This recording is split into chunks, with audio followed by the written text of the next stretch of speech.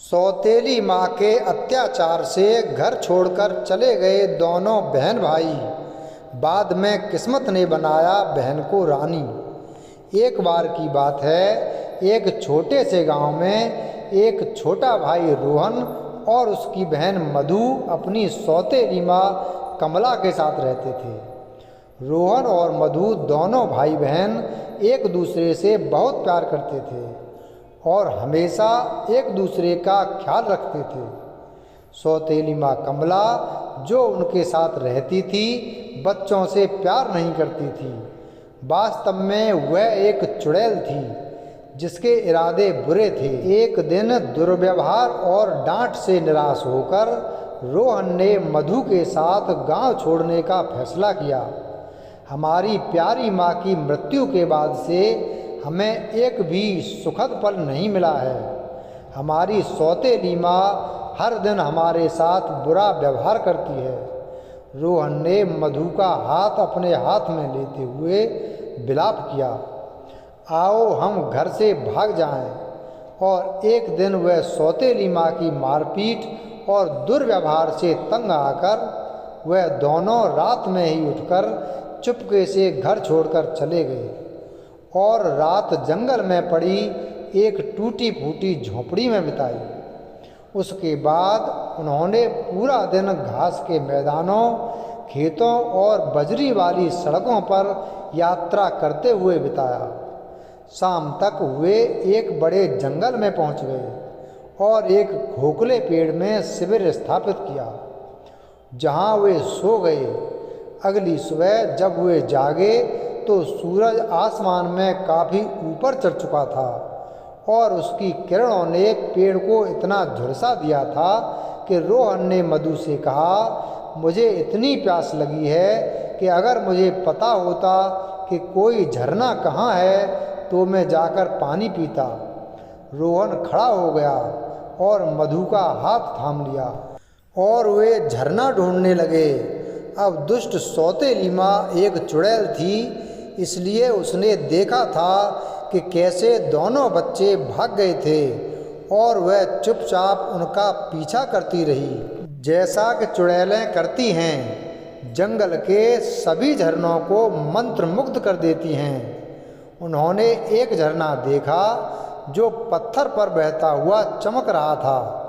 रोहन उसमें से पानी पीने के लिए तैयार था। तभी उसकी बहन ने पानी की तेज आवाज़ सुनी कि जो कोई भी मुझसे पानी पिएगा वह बाघ बन जाएगा। मधु ने कहा, रोहन इस झरने से पानी मत पियो, नहीं तो तुम एक क्रूर जानवर बन जाओगे और मुझे फाड़ डालोगे। यह सुनकर भाई ने पानी पीने के परिणामों के बारे में सोचा और पानी ना पीने का फैसला किया। अपनी ज़रूरत के बावजूद भाई ने पानी पीने से इनकार कर दिया और कहा, मैं अगले बसंत तक इंतज़ार करूँगा। जब वे दूसरे झरने पर पहुँचे तो बहन ने यह टिप्पणी सुनी कि जो कोई भी मुझसे पानी पिएगा वह भेड़िया बन जाएगा। तो मधु ने चिल्लाकर कहा, भाई इस झरने से भी पानी मत पीना, नहीं तो तुम भेड़िया बन जाओगे और मुझे खा जाओगे। भाई ने कहा, मैं अगले बसंत तक प्रतीक्षा करूँगा, लेकिन फिर मुझे पीना पड़ेगा। आप जो चाहें कहें, क्योंकि मैं बहुत प्यासा हूँ। जब वे तीसरे झरने पर पहुँचे तो मधु ने फिर एक आवाज़ सुनी कि जो कोई भी मुझसे पानी पिएगा वह हिरण का बच्चा बन जाएगा। मधु ने कहा, भाई तुम इस झरने से भी पानी मत पीना, नहीं तो तुम हिरण बन जाओगे और मुझसे दूर भाग जाओगे। लेकिन वह पहले ही घुटनों के बल बैठ चुका था और पानी की चुस्की ले चुका था और जैसे ही पहली बूंद उसके होठों से गुजरी वह हिरण का बच्चा बन गया। पहले तो मधु अपने छोटे भाई के पास रोती रही और वह भी रोता रहा और उसके बाद बैठकर बहुत दुखी हुआ। लेकिन बहन ने वादा किया कि वह अपने भाई का साथ कभी नहीं छोड़ेगी। भले ही वह हिरण का बच्चा बन गया हो। फिर उसने अपने सुनहरे गार्टर को हिरण के बच्चे के गले में बांध दिया, जो कि उनके साथ रहने का वादा था। काफ़ी देर तक चलने के बाद वे आखिरकार एक छोटे से घर के पास पहुँचे। अंदर देखने के बाद लड़की ने तर्क दिया, हम यहाँ रह सकते हैं। हिरण के लिए एक अच्छा बिस्तर बनाने के लिए उसने पत्ते और काई इकट्ठी की। हर सुबह वह बाहर जाती और अपने लिए जड़ें, जामुन और मेवे इकट्ठा करती। साथ ही छोटे हिरण के लिए नरम घास लाती, जो खुशी से उसके हाथ से खाता और उसके चारों ओर दौड़ता। जब बहन को नींद आती और शाम को प्रार्थना कर लेती तो वह हिरण की पीठ पर तकिया बनाकर अपना सिर टिका देती और धीरे से सो जाती। वे लंबे समय तक जंगल में अकेले रहे।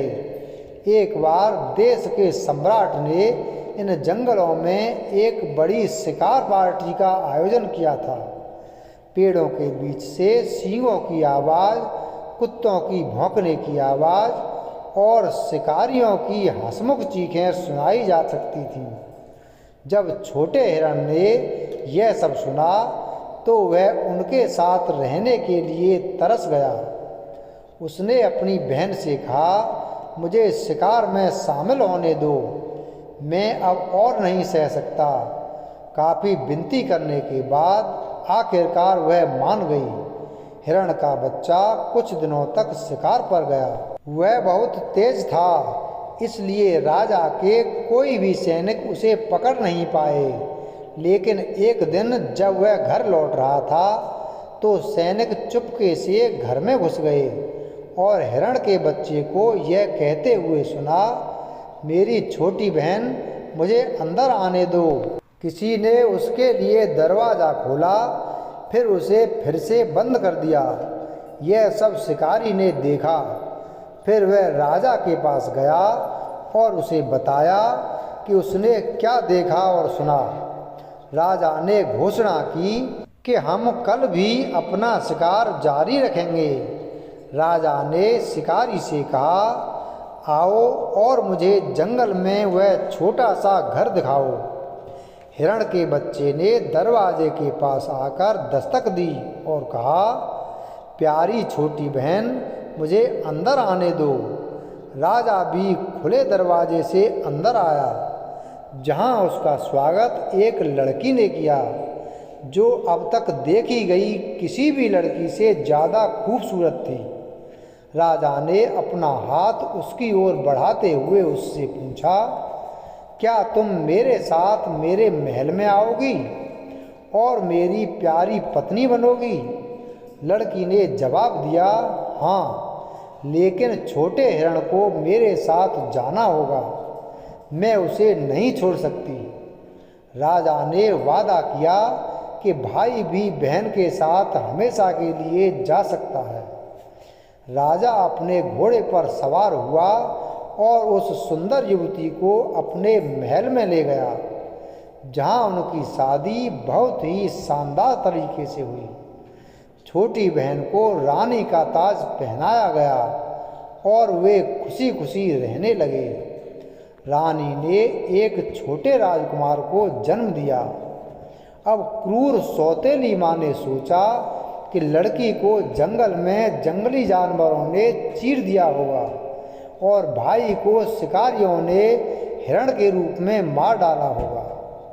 लेकिन बाद में जब उसे पता चला कि वे खुश और समृद्ध हैं तो वह क्रोध और घृणा से भर गई और वह सो नहीं सकी। जब उस सौतेली माँ की बदसूरत और काली बेटी, जिसकी एक आंख फूटी हुई थी, को पता चला तो वह घृणा से भर गई और उसने विरोध करते हुए कहा कि मैं ही वह हूँ जिसे रानी बनना चाहिए था। सौतेली माँ और उसकी बेटी ने राजा और रानी के खिलाफ साजिश रची। एक रात उन्होंने रानी को जहर दे दिया, जिससे उसकी मौत हो गई और सौतेली माँ की बेटी ने रानी का वेश धारण कर लिया। समय बीतने के साथ रानी की आत्मा उसके बेटे के पास आ गई और एक दिन राजा ने रानी की आत्मा को पकड़ लिया और फिर उसने सच्चाई बता दी।